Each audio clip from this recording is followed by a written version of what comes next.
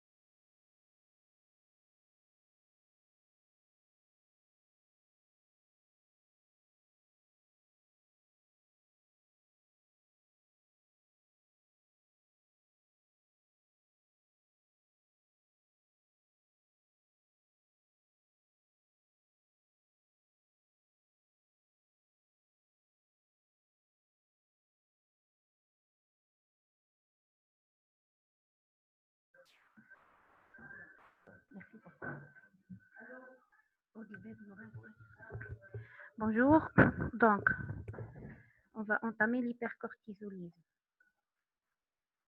J'ai pas reçu de questions par mail, pourtant c'était entendu hier que vous deviez me présenter donc vos questions pour essayer de diriger donc la présentation afin de faire le maximum donc de cours possible. Donc je commence par l'hypercortisolisme. Donc, on avait vu hier la surrénale, donc on a vu l'exploration de la fonction surrénalienne et on avait vu l'insuffisance surrénalienne. L'hypercortisolisme, c'est le contraire de l'insuffisance surrénalienne. C'est un excès donc de sécrétion du cortisol. Il faut savoir que l'hypercortisolisme endogène, le syndrome de Cushing qu'on appelle communément, c'est une situation où on va avoir des manifestations cliniques et biologiques dues à un excès chronique en glucocorticoïdes. Donc, cet excès chronique en glucocorticoïdes peut avoir plusieurs causes, dont les causes médicamenteuses, donc la prise de corticoïdes à forte dose pendant une longue durée, comme ça peut être donc une situation physiologique telle que la grossesse, ou bien une situation pathologique où il y a une sécrétion excessive de cortisol. Donc, en dehors des causes iatrogènes, qui sont les causes les plus fréquentes donc, de l'hypercortisolisme, on va avoir les adénomes hypophysaires corticotropes, qui définissent la maladie de Cushing, qui sont la cause la plus fréquente du syndrome de Cushing. Il faut savoir que c'est une affection rare relevant de multiples causes, qui peut être ACTH dépendant ou ACTH indépendant, et dont la confirmation du diagnostic doit passer par la preuve de la non-frénation de la sécrétion du cortisol.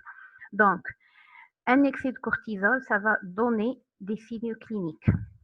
Les signes d'hypercorticisme donc, peuvent être des signes d'hypercatabolisme. Au niveau cutané, on va avoir une fragilité cutanée et capillaire, donc avec des échymoses spontanées au moindre traumatisme, retard de cicatrisation des plaies, vergeture large pourpre au niveau de l'abdomen, des seins, des aisselles et des cuisses, une amyotrophie proximale, donc une ostéoporose marquée au niveau du rachis avec des douleurs des tassements vertébraux.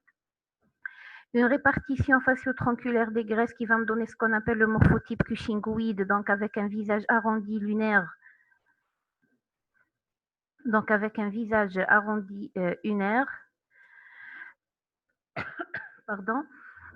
Un comblement des espaces périauriculaires et des creusus claviculaires avec au niveau de la nuque. Donc, la bosse de bison, augmentation du tour de taille et obésité sans modification des habitudes alimentaires. Le morphotype cushingoïde va me donner donc un visage lunaire arrondi avec une obésité facio-tronculaire, une obésité androïde, contrastant avec une amyotrophie proximale, donc des membres inférieurs et supérieurs, donnant un aspect de membre grêle. On a des signes non spécifiques de l'hypercorticisme, l'HTA, les accidents thromboemboliques. Donc, ce sont des patients, des personnes qui sont exposées à faire des accidents ischémiques, qui sont exposées à faire des thromboses veineuses de toutes sortes.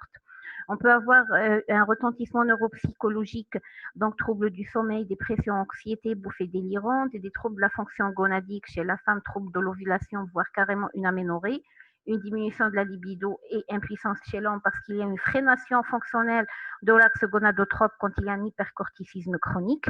Il y a une augmentation du risque infectieux puisqu'il y a une immunodépression qui peut être d'ailleurs un motif conduisant au diagnostic. Les anomalies biologiques, donc on va avoir des anomalies non spécifiques et des anomalies spécifiques. Donc ce sont les conséquences de l'hypercorticisme. Donc, intolérance aux hydrates de carbone, hyperleucocytose à polynucléaire neutrophile avec polyglobulie. On peut avoir une tendance à l'hypokaliémie qui va se voir surtout quand le syndrome de Cushing ou l'hypercorticisme est dû donc à une masse de la surrénale.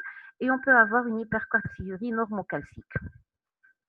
Sur le plan biologique, donc, on va mettre en évidence la sécrétion excessive du cortisol par le dosage de la cortisolémie à 8 heures et surtout, donc, par la mise au point de la non-frénation de la sécrétion du cortisol. Donc, on avait vu que le cortisol à 8 heures peut ne pas être suffisant. Généralement, on va mettre en évidence la rupture du cycle nectéméral en faisant donc un cycle du cortisol, dosage des cortisol chaque 4 heures de temps sur les 24 heures, ou au mieux, dosage du cortisol libre urinaire qui apprécie indirectement la quantité du cortisol produit sur l'ensemble du nictémère et qui a été biologiquement actif, puisqu'on va donc apprécier les métabolites urinaires. Donc, Et puis, on a le cortisol salivaire dont on ne dispose pas, qui est le plus fiable puisqu'il va doser directement la fraction libre du cortisol plasmatique, qui est donc le cortisol biologiquement actif.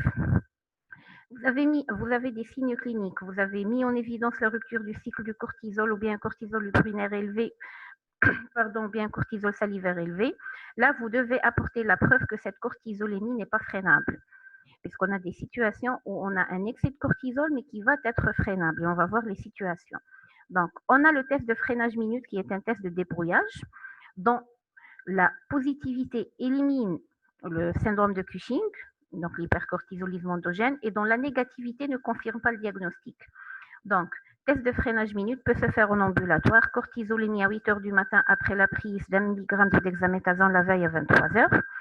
Le seuil du cortisol de freinage est estimé à 1,8 microgrammes par décilitre, l'équivalent de 50 nanomoles par litre. Donc, si le taux de cortisol après la prise de dexaméthasone reste supérieur à 1,8, donc l'équivalent de 50 nanomoles, ça veut dire que votre test est négatif et donc il se peut que ce soit un syndrome de Cushing. Si le taux de cortisol s'abaisse au-dessous de ce seuil, ça veut dire que ce n'est pas un syndrome de Cushing. Pour le test de freinage faible, c'est un test qui doit se faire en milieu hospitalier. C'est le gold standard, donc ça on appelle le freinage standard, le test de Lidl. 0,5 mg de dexaméthasone chaque 6 heures pendant 2 jours avec dosage de la cortisolémie et du cortisol libre urinaire avant le début du test et après la dernière prise de la dexaméthasone, donc la matinée du 3e jour. Si le taux de cortisol s'abaisse au-dessous de 30 donc nanomoles par litre, ou bien que le cortisol libre urinaire revient inférieur à 10 microgrammes par jour, ça veut dire que le syndrome de Cushing a été éliminé. Notre test était positif, on a freiné, donc ce n'est pas une hypersécrétion endogène.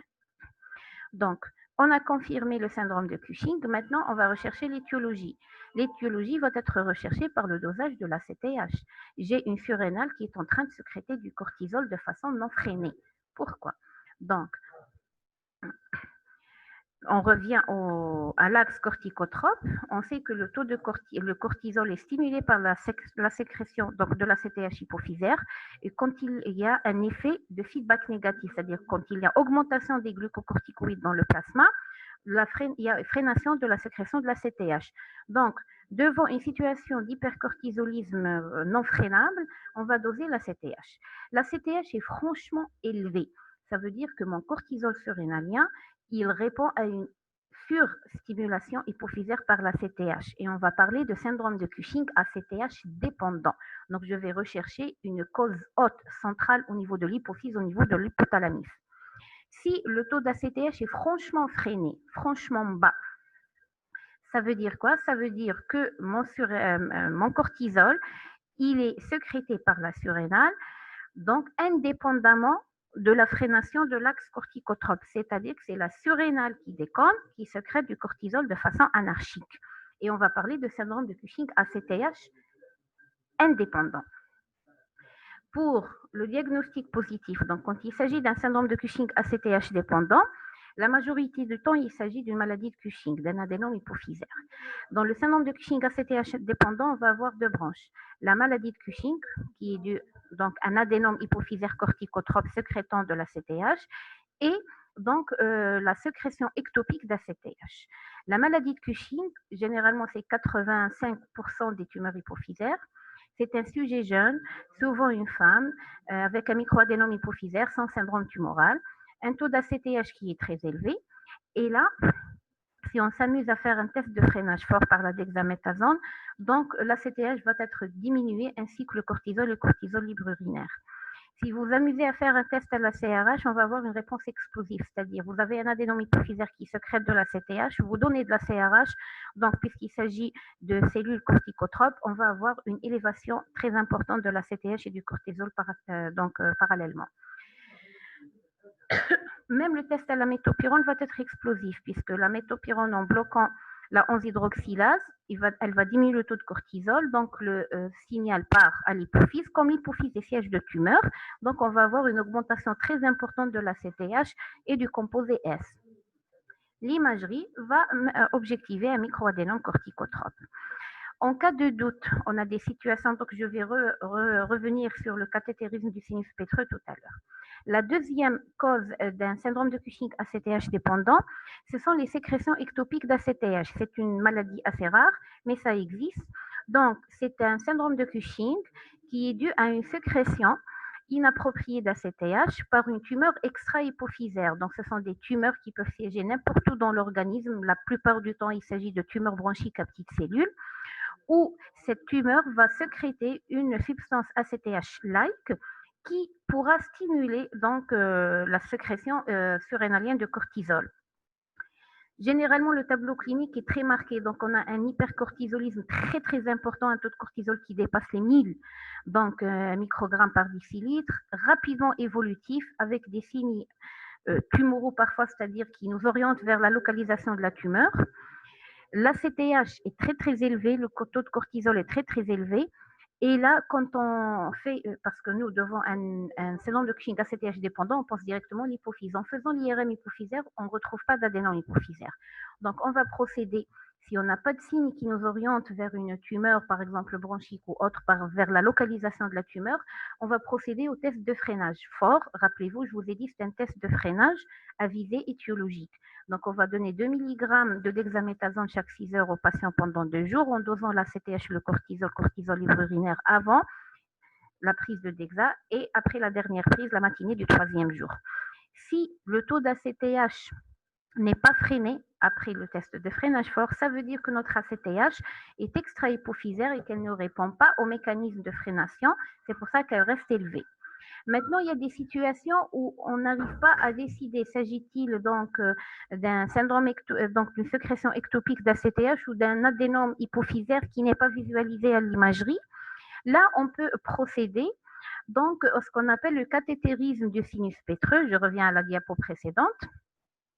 Le cathétérisme du sinus pétreux inférieur, qui est couplé à l'injection de la CRH, permet de trancher. Donc, on met un cathéter au niveau d'une veine périphérique et un cathéter au niveau, donc par voie centrale, phénoïdale, donc au niveau du sinus pétreux. Le sinus pétreux, c'est les veines hypophysaires. D'accord?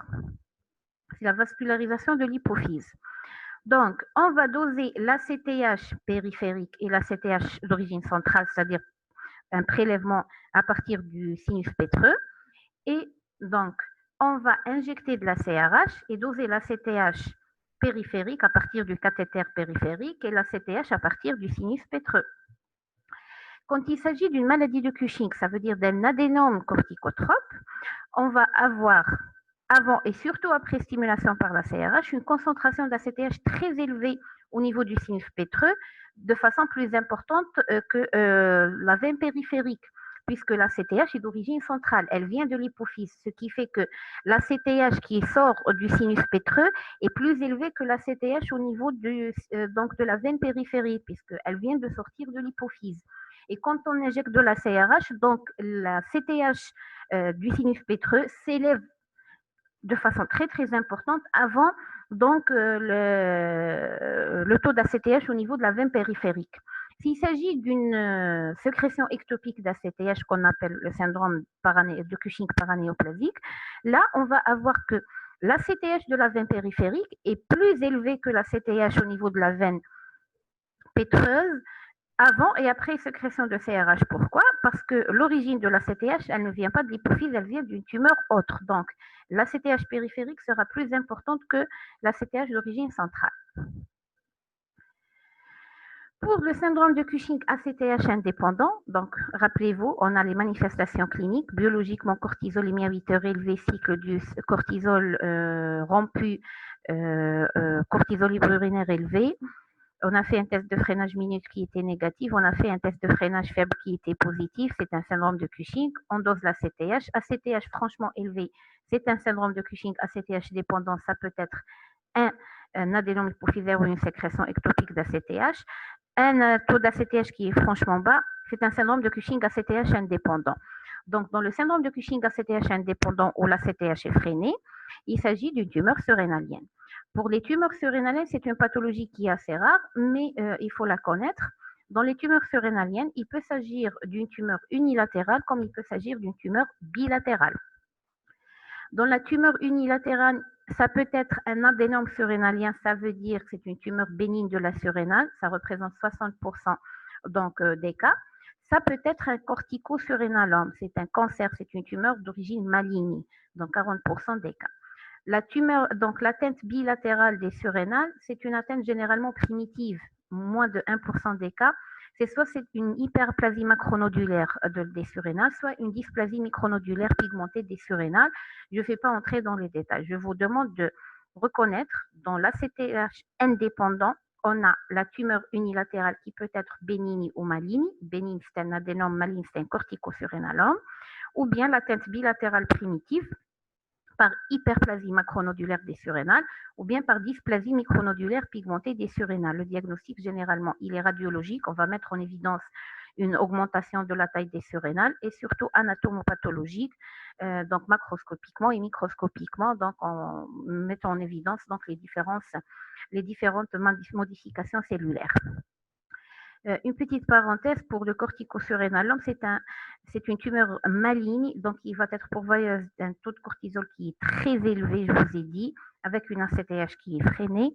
Et il faut savoir que le syndrome tumoral va être mis en premier, c'est-à-dire que la tumeur, elle est tellement invasive que le patient va présenter un taux de cortisol très élevé avec les conséquences biologiques de l'HTA, du diabète secondaire. Il va présenter de l'hypokaliémie qui peut être une cause de décès. On a perdu une patiente par hypokaliémie comme ça. Et le tableau clinique, le patient n'a pas le temps d'installer le morphotype Cushing-Wyeth. Ça va être un tableau clinique néoplasique, c'est-à-dire amaigrissement, altération de l'état général, douleur au niveau du flanc, syndrome de masse abdominale, etc. Donc, un syndrome de Cushing dû à un corticosurrénalome, c'est les signes néoplasiques qui viennent en premier, donc catabolique du cortisol, l'amaigrissement très important, l'altération de l'état général, donc avec les effets secondaires de la cortisolémie, de l'HTA, du diabète, de la polynucléose neutrophile, pardon, et donc surtout une hypokaliémie qui peut être donc la cause du décès du patient. Une autre parenthèse pour les formes cliniques, retenez en tête que l'hypercorticisme chez l'enfant est souvent dû à une tumeur surrénalienne unilatérale, donc le corticosurrénalome est la cause la plus fréquente d'un syndrome de Cushing chez les enfants. Et il faut savoir que l'hypercorticisme, en plus du morphotype Cushing-Wyeth, des signes cliniques et biologiques, va causer chez l'enfant une cassure de la courbe de croissance, une prise de poids, avec une cassure de la vitesse de croissance staturale. Donc l'enfant va stagner sur le point de taille avec une prise de poids, parfois une virilisation, que ce soit chez le garçon ou chez la fille, parce que l'hypercorticisme, c'est une tumeur qui va envahir toute la surrénale et ça peut envahir également donc la couche donc responsable des androgènes et on peut avoir donc une virilisation chez la fille ou chez le garçon, donc ce qu'on appelle une puberté précoce. Donc, chez l'enfant, un hypercorticisme, la première conséquence, c'est la cassure de la courbe de croissance, puisque le cortisol donc, participe à la soudure des cartilages de conjugaison. Et la virilisation qui va encore aggraver cette cassure de la courbe de croissance, puisqu'il va y avoir sécrétion d'androgènes surrénaliens qui sont les premiers responsables donc de la soudure des cartilages de conjugaison. Chez la femme enceinte, il est très difficile de faire le diagnostic d'un syndrome de Cushing, vu donc les signes cliniques qui peuvent être dus à la grossesse, vergeture pourpre, prise de poids, etc., HTA, diabète, etc. Et puis, il y a une augmentation physiologique du taux de cortisol plasmatique par augmentation des protéines de transport, une augmentation physiologique du cortisol libre urinaire chez la femme, ce qui fait qu'on ne pourra pas apprécier. Donc, généralement, on réévalue après l'accouchement. Une dernière parenthèse, ce sont les formes associées. Donc, quand on a un syndrome de Cushing, souvent par adénome hypophysaire, donc la découverte d'un adénome hypophysaire doit toujours nous faire rechercher donc les formes associées, notamment les néoplasies endocriniennes multiples type 1, qui vont associer un adénome hypophysaire, quel que soit son statut donc hormonal, son statut fonctionnel, hypersécrétion ou non, avec une hyperparathyroïdie qui est souvent bilatérale due à une hyperplasie des parathyroïdes et une tumeur pancréatique type insulinome ou autre. D'accord? Vous retiendrez que la découverte d'un adénome hypophysaire doit nous faire rechercher une néoplasie endocrinée multiple 1 qui va associer à cet adénome une hyperparathyroïdie primitive et une tumeur pancréatique.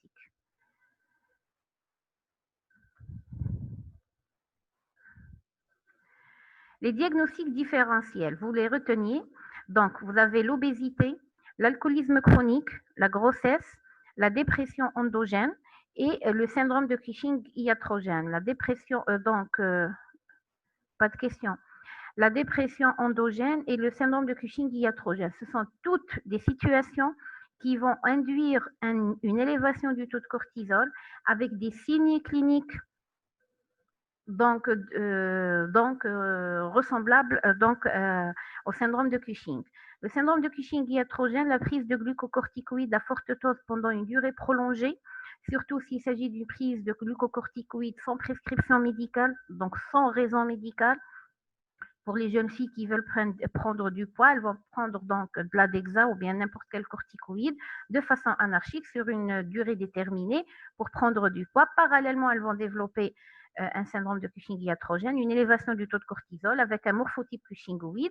Et sur le plan biologique, vous allez trouver un tableau d'insuffisance corticotrope. Ça veut dire que la personne, elle prend donc les glucocorticoïdes, elle vous fait le syndrome de Cushing. Vous faites le dosage du cortisol, vous allez le trouver bas, surtout si elle avait arrêté entre-temps donc la prise de glucocorticoïdes, et vous allez trouver un taux de cortisol qui est bas et un taux d'ACTH qui est bas. Donc, un morphotype cushingoïde contrastant avec un tableau, un profil d'influence corticotrope va vous faire penser à une prise de glucocorticoïde non déclarée par la patiente. Bien sûr, si vous faites le dosage du cortisol au moment de la prise des glucocorticoïdes, vous allez le trouver élevé. Mais là, toutes ces situations de diagnostic différentiel, il faut savoir que la cortisolémie va être freinée soit au test de freinage minute, soit au test de freinage faible. D'accord ? La dépression endogène aussi, ça peut nous donner des signes biologiques d'hypersécrétion de cortisolisme sans signes cliniques. La grossesse, je viens de l'expliquer. L'alcoolisme chronique peut me donner un morphotype semblable à celui de l'hypercortisolisme. On va trouver un taux de cortisol qui est normal ou légèrement élevé, mais qui est freinable. L'obésité, donc l'obésité, il faut savoir que l'adipocyte, donc la cellule adipeuse, est une cellule qui sécrète du cortisol. Et donc, en sécrétant du cortisol, on va avoir les effets biologiques du cortisol. Donc, on va avoir un hypercorticisme, mais qui va être freiné. Et ça ne freine pas au test de freinage minute, ça freinera au test de freinage faible. Il faut savoir que on va parler de test de freinage positif ou négatif par rapport à notre objectif. Donc, si je vous dis que le patient a freiné au test de freinage minute, ça veut dire que son taux de cortisol donc a diminué au-dessous de 1,8. Donc, le test est positif, puisque moi, mon objectif, c'est de freiner la cortisolémie. Si je vous dis le test de freinage minute au faible est négatif, ça veut dire que le taux de cortisol n'a pas été freiné, et donc je vais procéder aux autres tests de freinage. Donc, toutes ces situations vont freiner, soit donc le cortisol va être freiné, soit au test de freinage minute, ou bien au pire au test de freinage faible.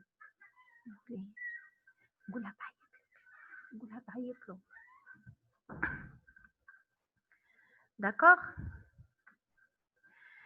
Les objectifs du traitement, vous avez eu donc le support pédagogique. Donc, les objectifs, c'est de normaliser le taux de cortisolémie, de traiter les complications donc secondaires à cet hypercorticisme en attendant de traiter la cause. D'accord ? Les moyens dont on dispose de moyens donc médicamenteux, chirurgicaux, radiothérapie, chimiothérapie. Donc, pour les traitements médicamenteux, ils vont être indiqués en préparation à la chirurgie, devant la contre-indication à la chirurgie, une chirurgie incomplète, une tumeur non opérable, ou bien en complément à une radiothérapie, à une chimiothérapie. Donc, on dispose de plusieurs molécules. On a la mifepristone ou le RU486 qui est un antiprogestatif utilisé à forte dose pour son effet donc antagoniste du récepteur glucocorticoïde, très très rarement utilisé.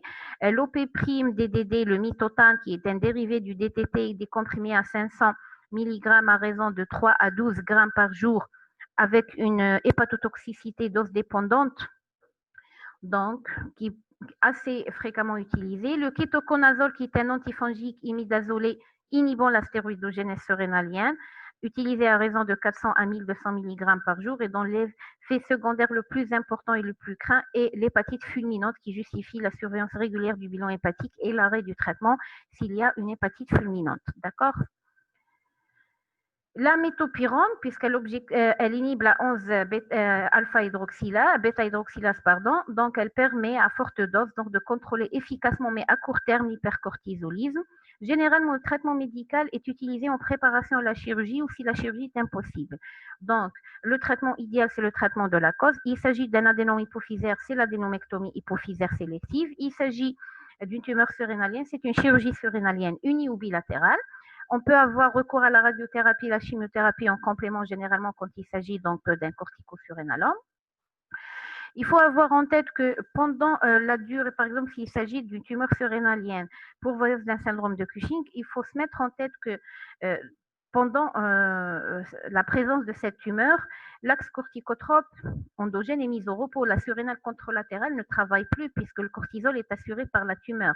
Donc, en opérant le patient, on risque de le faire tomber une insuffisance surrénalienne aiguë puisqu'on va enlever là où l'origine du cortisol circulant et la surrénale contralatérale va être au repos et ne va pas répondre très rapidement. Donc, il faut faire attention dans la surveillance post-opératoire de ces patients parce qu'ils risquent de développer une insuffisance surrénalienne aiguë et qui va être systématique s'il y a une surrénalectomie bilatérale. D'accord? Donc, je vais voir les questions et je vais passer au deuxième cours.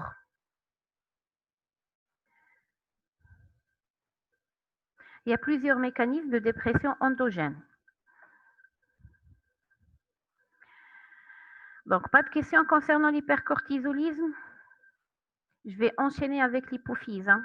Parce que vous avez tous vos documents. Je suis là pour répondre aux questions et pour expliquer les schémas et tout ce qui est ambigu au niveau du support pédagogique. Donc,